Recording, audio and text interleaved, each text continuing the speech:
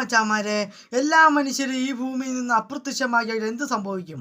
അതറിയുന്നതിന് മുമ്പ് ഈ video like ചെയ്യുക, ഷെയർ ചെയ്യുക, സബ്സ്ക്രൈബ് ചെയ്യുക. മനുഷ്യൻ ഈ ഭൂമിയിൽ നിന്ന് അപ്രത്യക്ഷമായാൽ കുറേ ദിവസം കഴിയുമ്പോൾ ബഹുനില കെട്ടിടങ്ങളും മനുഷ്യനുണ്ടാക്കിയ പല വസ്തുക്കളും തകർന്നടിയാൻ തുടങ്ങും.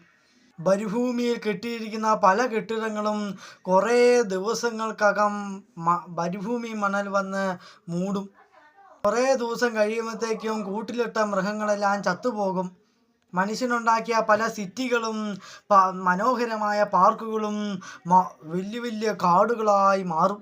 മനുഷ്യനിവിടെ ഇട്ടേച്ചു പോയ അപകടകരമായ ന്യൂക്ലിയർ ബോംബുകൾ കാലക്രമേണ പഴകി പൊട്ടിത്തെറിക്കാൻ തുടങ്ങും. അങ്ങനെ പല ജീവികൾക്കും ഈ റേഡിയേഷൻ അടിച്ച് ക്യാൻസർ ഉണ്ടാകാൻ തുടങ്ങും.